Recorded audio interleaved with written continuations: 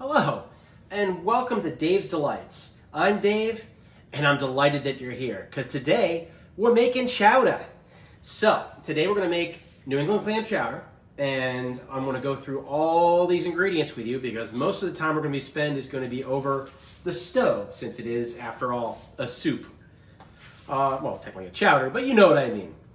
So what we're going to do is I'm going to go through the ingredients, and then we're going to switch angles so that we can actually cook it. And it should be a lot of fun because I'm going to be more or less live cooking most of this. Anyhow, for starters, you need 4 strips of bacon. Center cut, if you can get it. Otherwise, whatever bacon you can get your hands on, but bacon isn't exactly one of those difficult things to find. You need 2 ribs of celery, chopped. 1 large onion, chop it, and I like to have it like a thicker chop because we want to have pieces and chunks of things in this soup. We have a clove of garlic, minced. 3 small potatoes, all over my countertop, and diced. And I try to dice them a little bit more fine because I want them to not take all day in cooking. And then we have 12 ounces of chopped clams. Now you can get those canned, and you want to keep the juices with them if you do that. Now, what I did, since I had way too many clams, is I actually cooked them, and I steamed them the normal way, and then saved some of the juice with it. And then chopped up the ones I had. I think this is about 18 clams, but it ends up working about the same. It's probably gonna be easier for you to get canned clams, but I mean, I like working with fresh whenever I can. I need a cup of water, a bottle of clam juice. This is 8 ounces. Now, if you just steamed a bunch of clams, you've already got this clam juice. You save the water. 3 chicken bouillon cubes. Or if you have a container, it's 3 teaspoons of bouillon. A 1/4 teaspoon of white pepper. A 1/4 teaspoon of thyme. A 1/3 of a cup, minus the potato, a 1/3 of a cup of all-purpose flour. And then 2 cups divided of half and half. 1 I'm going to make a slurry with, and then the other cup will be at the end for finishing. So we're going to take all this stuff and we're going to move over to the oven and to the stove, and we'll start cooking. You guys excited? I know I am. I love chowder. So I'll see you in a second.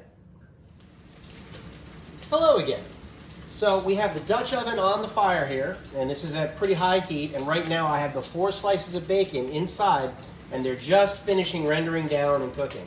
So once they're cooked up and they're pretty crispy, we're going to take them out and put them on a piece of paper to set aside to drain and dry.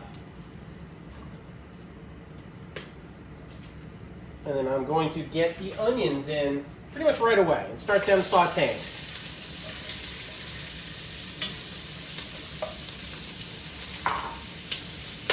As well as the celery.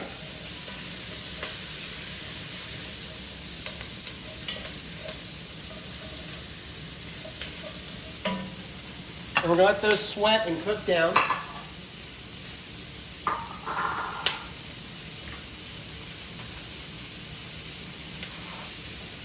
For a couple of minutes here.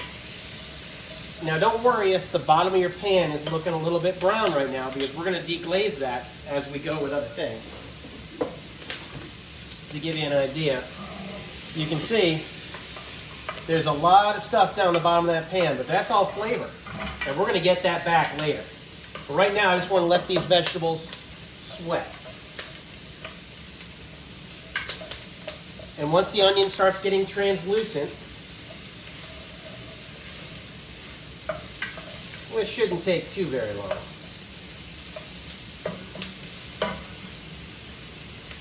I'm now going to add the garlic.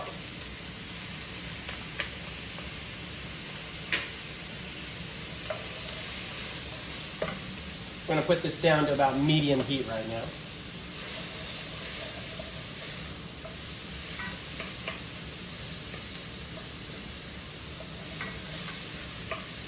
There we go. All the onions are separating out and they're starting to look nice and translucent, which, as you can see the change physically. They're starting to brown up a little bit from all the good stuff on the bottom too. The French call that fond. And now in's going to go the potatoes.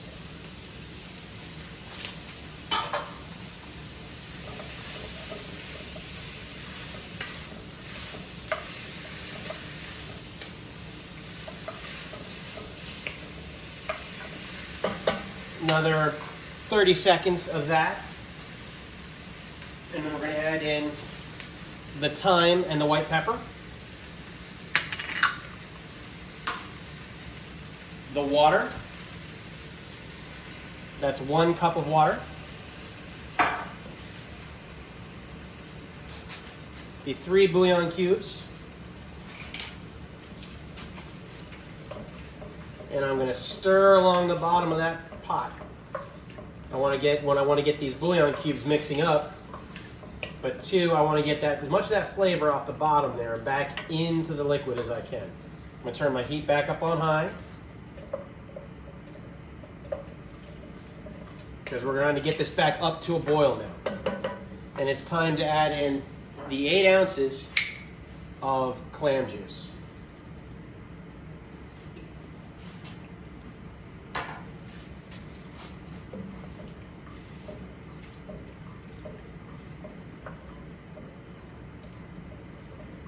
Now I'm going to stir this till this comes to a boil. And once it's boiling, you're going to set it down to a simmer, and you're going to let that simmer uncovered for 15 to 20 minutes. It never hurts to go a little bit long on this. I would say closer to 20. So I'm going to let that happen, and I'm going to get back with you once we're ready for the next step. Welcome back. The potatoes and everything else have gotten nice and soft. It's been about 15 minutes, which reminds me. Alexa, turn off timer.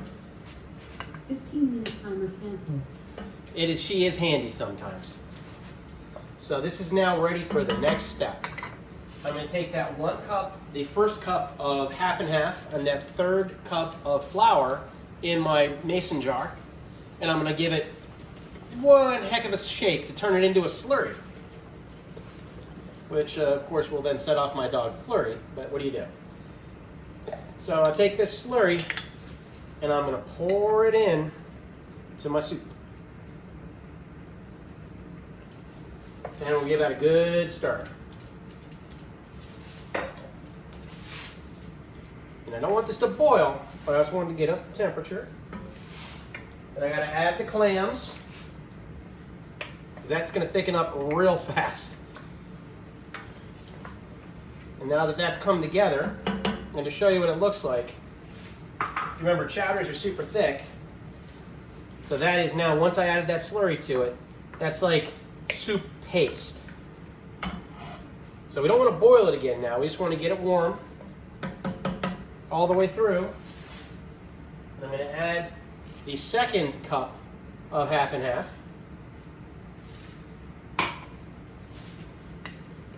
And we're going to stir and stir and stir until that gets nice and smooth.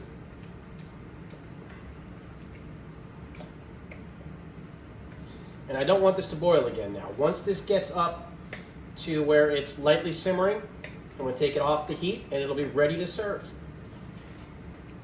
And I tell you what, it smells, oh, does it smell nice. And it's super thick. If you look and see, that's what we're looking for. I'm not quite sure how commercial companies get theirs to be like super white. Quite frankly, I prefer to have a little bit of color. It shows that something was getting cooked off the bottom of this pan. And that's what it is. That's all those flavors from the bacon coming up and getting removed, and it's just mixing in, and everything looks real good. It smells wonderful. If you want to, you can add a little extra thyme if you think that it needs a little bit more. You can adjust seasonings, add salt, add more white pepper, whatever you feel like you need to do to make it work. And I'm just looking for this to start bubbling just a little bit. And it is so very close. Now I'm going to take the bacon that I reserved, which I've kind of shredded into chunks, and put a little bit in, and then I'm also going to top with a little bit more when I go for my finish.